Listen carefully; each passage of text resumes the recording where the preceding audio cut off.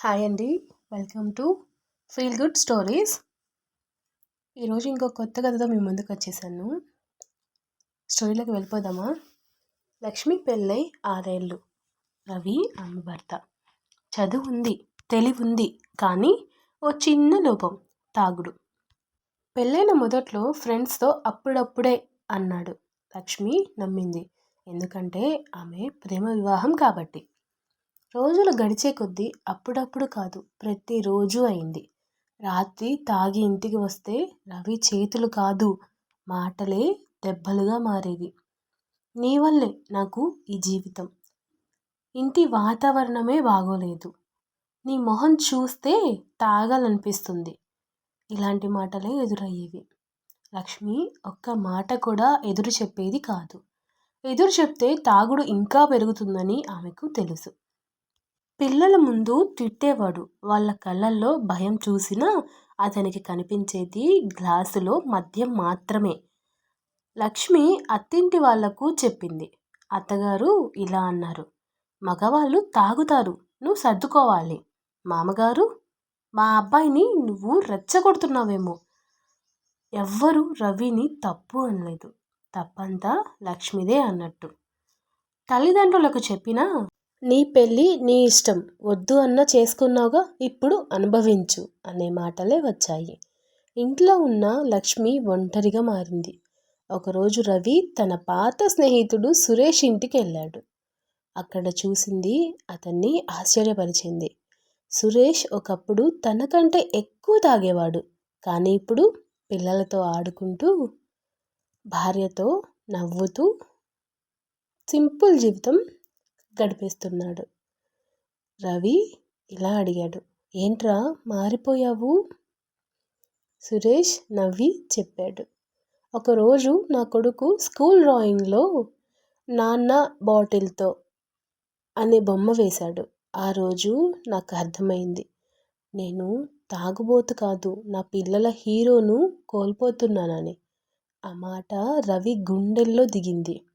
ఇంటికి వచ్చాక రవి గమనించాడు, లక్ష్మి భోజనం వడ్డిస్తున్నప్పుడు ఆమె చేతులు వణుకుతున్నాయి, కళ్ళల్లో అలసట కనిపిస్తుంది, మాటల్లో భయం స్పష్టంగా వినిపిస్తుంది.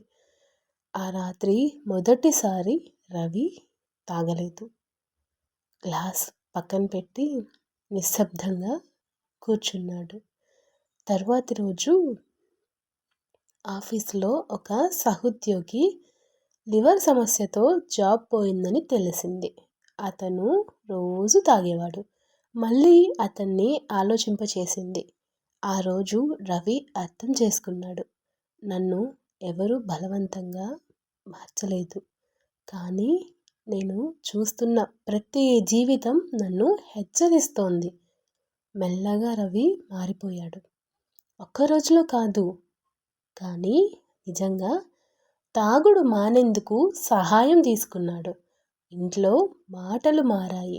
చీదరింపు స్థానంలో నిశ్శబ్దం, నిశ్శబ్దం స్థానంలో క్షమాపణ. ఒకరోజు రవి లక్ష్మితో చెప్పాడు, నువ్వు బాధపడినా వెళ్ళిపోలేదు, అదే నా తప్పును నాకు చూపించింది. లక్ష్మి కళ్ళల్లో కన్నీళ్ళు, ఈసారి బాధ వల్ల కాదు, నమ్మకంతో. ఈ కథలోని నీతి ఏంటంటే, మార్పు భయం వల్ల రాదు, అర్థం చేసుకోవడం వల్ల వస్తుంది. తాగుబోతు భర్త మారడానికి దెబ్బలు, ప్రమాదాలు అవసరం లేదు. చుట్టూ ఉన్న జీవితాలు సరిపోతాయి. మనసుంటే. భార్య ఓర్పు ప్రేమ నుంచి వస్తుంది, అది బలహీనత కాదు. ఇంట్లో మాటలు తగ్గిపోతాయి, నవ్వులు మాయమైపోతాయి, ఎదురుచూపులు పెరిగిపోతాయి. డబ్బు చేతిలో నిలవదు, జీతం వచ్చిన రోజే ఖాళీ అయిపోతుంది. అవసరాలకి అప్పులు కూడా పుట్టవు, అప్పులకి అవమానాలు. ఇంట్లో శాంతి ఉండదు, చిన్న మాటకే గొడవలు పెరిగి పెద్దవవుతాయి. అర్థం చేసుకునే మనసు అస్సలుండదు. పిల్లల ముందు భయం, వాళ్ళ కళ్ళల్లో గౌరవం కూడా తగ్గిపోతుంది. వాళ్ళు అడిగే ప్రశ్నలకు జవాబులు కూడా ఉండవు. శరీరం నెమ్మదిగా కుంగిపోతుంది. ఆరోగ్యం చేతులు జారిపోతుంది. డాక్టర్ మాటలు వినిపించవు. మందుల కంటే మద్యం ముఖ్యమవుతుంది. మనసులో ఖాళీ పెరుగుతుంది. ఒంటరితనం పట్టి పీడిస్తుంది. ఎవ్వరూ అర్థం చేసుకోవట్లేదు అన్న భావన పెరిగిపోతుంది. కానీ నిజంగా ప్రయత్నించేది మాత్రం ఎవ్వరూ కాదు. చివరికి ఇల్లు ఇల్లులా ఉండదు. మనిషి మనిషిలా ఉండడు. సంబంధాలు బంధాల్లా కాకుండా భారంగా ఉంటాయి. తాగుడు తాగిన వాళ్ళకి కిక్కిస్తుందేమో కానీ ఇంట్లో వాళ్ళకి కాదు. మీకు అర్థమవుతుందా? రోజు రోజుకి కనిపించని నరకాన్ని చూపిస్తుంది. తాగే వాళ్ళకి అనిపిస్తూ ఉండొచ్చు, తాగుతూ తిరుగుతుంటే మనమేంటో పెద్ద హీరోల్లా అనుకుంటాం. కానీ నిజానికి మనల్ని దిగజారిన వాళ్ళలా చూస్తారు ఈ జనాలు. చేతకాని చెమటల ముద్ర వేస్తుంది. అవసరమా చెప్పండి? మద్యం మానేయండి.